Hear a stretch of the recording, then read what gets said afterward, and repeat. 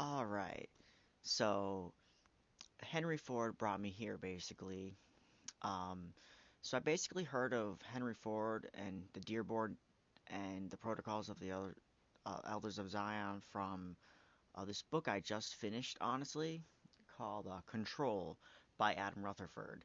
And so this is how I got this information actually. So it came in handy. All right. So the Protocols of the Elders of Zion is a fabricated text purporting to detail a Jewish plot for global domination, largely plagiarized for several earlier sources. It was first published in Imperial Russia in 1903, translated into multiple languages, and disseminated internationally in the early part of the 20th century. It played a key part in popularizing belief in an international Jewish conspiracy. Beginning in 1933, distillations of the work were assigned by some German teachers as if they were factual to be read by German school children throughout the Nazi Germany. Although the text had been exposed as fraudulent by the British newspaper The Times in 1921 and by the German newspaper Frankfurter Zeitung in 1924. Today it remains widely available in numerous languages in print and on internet and continues to be presented by anti-Semitic groups as a genuine document. It had been described as, quote, probably the most influential work of anti-Semitism ever written, since it emerged from Russia shortly before World War One. Creation. The Protocols is a fabricated document purported to be factual. Textual evidence shows that it could not have been produced prior to 1901. The document alludes to the assassination of Umberto I, 1900, and William Kinsley. For example, as though the events were plotted out in advance, the title of Surgi Nihilus, widely distributed first edition, contains the dates 1902, 1903, and it is widely sorry, and it is likely that the document was actually written at this time in Russia. Cesar G. de Michelis argues that it was manufactured in the months after the Russian Zionist Congress in September 1902, and that it was originally a parody of Jewish idealism meant for internal circulation among anti-Semites, that it was uh, decided to clean it up and publish as if it were real. Wow, that's weird. Self-contradictions in various testimonies show that the individuals invoked, including the text's initial publisher, Pavel Khrushchevin, deliberately obscured the origins of the text and lied about it in decades afterwards. So, I didn't read this on my own, so I skimmed through it a little bit, but this is the first time I'm reading this now fully, so the greater context is actually crazy. But it makes sense, honestly. This thing is being like distributed around. Um, anyways, before honestly, it was used to be anti-Semitic anyway, so I guess it's convenient that they used it as some fact. All right. If the placement of the uh, if the foraging in 1902 and 1903 Russia is correct, and it was written at the beginning of the series of anti-Jewish pogroms in the Russian Empire, in which thousands of Jews were killed or fled the country. Many of the people whom de Michelis suspects of involvement in the forgery were directly responsible for inciting the pogroms. Oh, sorry, if you don't know already, a pogrom is just like a racist organization. Alright. Political conspiracy background. Towards the end of the 18th century, following the partitions of Poland, the Russian Empire conquered the world's largest Jewish population. Jews lived in Shtetis in the west of in the empire, in the Pale of Settlement, and until 1840s, local Jewish officials were organized through the Quahale, the semi-autonomous Jewish local government, including for purposes of taxation and conscription to the Imperial Russian Army.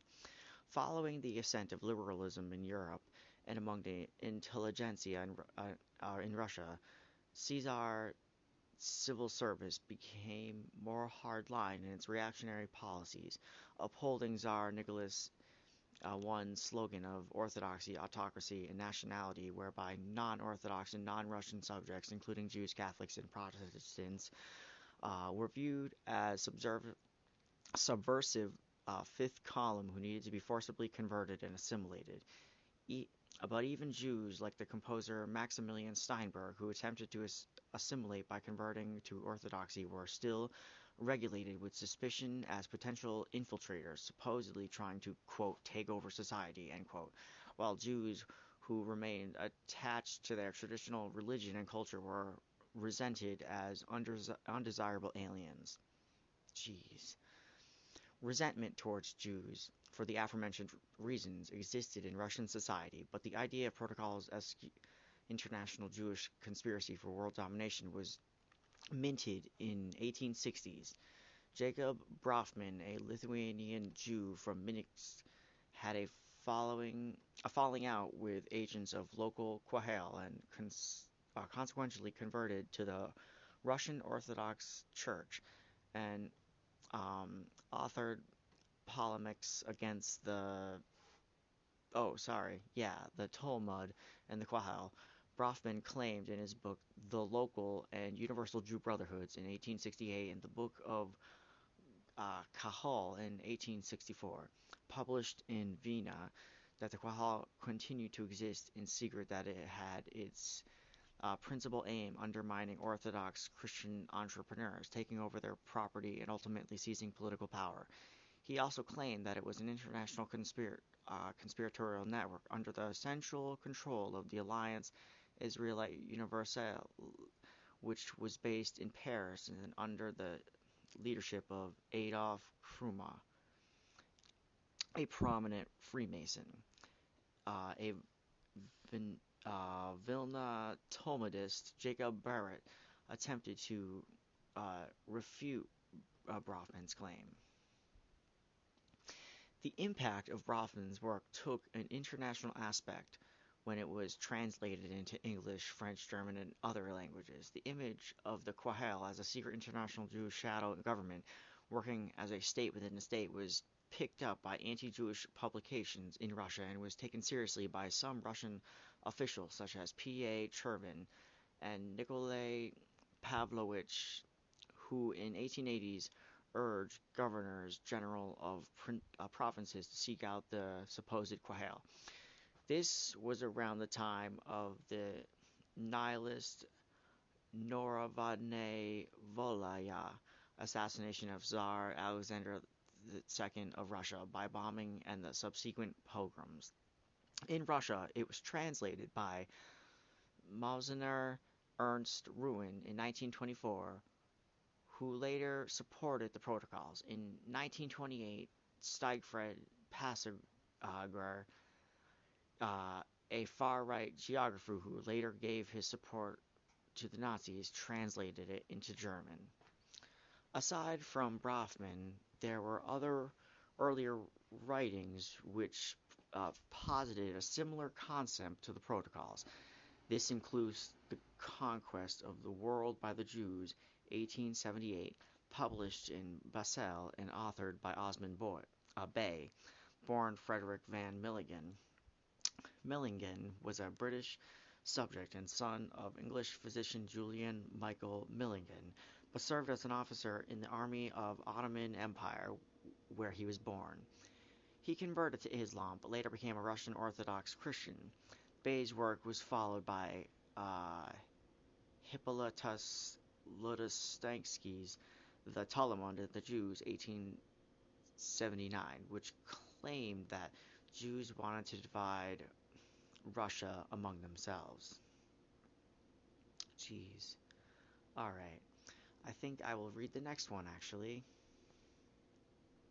So that was interesting. Alright. Bear with me, guys. Loading. Alright, so again, I am using the Jewish Virtual Library, which I assume is not anti-Semitic. And again, I'm only saying this again just for, like, disclaimer or whatever. Pretty sure it's not actually anti-Semitic. Anyways, Joseph Goebbels on the Big Lie. So there's no author of this, which I found kind of weird. Anyways, if you tell a lie big enough and keep repeating it, people will, quote, if you tell a lie big enough and people keep repeating it, people will eventually come to believe it. The lie can be maintained only for such time as the state can shield the people from the political, economic, and/or military consequence of the lie. It thus becomes virtually important for the state to use all of its powers to suppress dissent, for the truth is the mortal enemy of the lie, and thus by extension, the truth is the greatest enemy of the state, end quote. This is an excellent definition of the big lie. However, there seems to be no evidence that it was used by Nazi propaganda chief Joseph Goebbels, though it is often attributed to him. I mean, it's a little weird that it says this is him quoting it. I mean, it's the person who wrote this is the same person who likely formatted this topic, uh, the words above, so I don't know. That's a little weird. Anyways, the original description of the big lie appeared in Mein Kampf. Adolf Hitler applied it to the behavior of the Jews rather than at a tactic he advocated. Specifically, he accused Vietnamese Jews of trying to discredit Germans' activities during World War I. Hitler wrote of the Jews, quote, unqualified capacity for falsehood, and that in the big lie there is always a certain force of credibility, because the broad masses of the nation are always more easily corrupted in the deeper strata of their emotional nature than cautiously or voluntarily, consciously or voluntarily. And thus, in the primitive simplicity of their minds, they more readily fall victims to the big lie than the small lie, since they themselves often tell small lies in little matters but would be ashamed to resort to large-scale falsehood. It would never come into their heads to fabricate colossal untruths, and they would not believe that others could have the imprudence to distort the truth so infamously, even though the facts which prove this to be so may be brought clearly to their minds. They will still doubt and waver and will continue to think that there may be some other explanation. From time immemorial, however, the Jews have known better than others how falsehood and calumny can be exploited. End quote. Okay, so this is pretty messed up.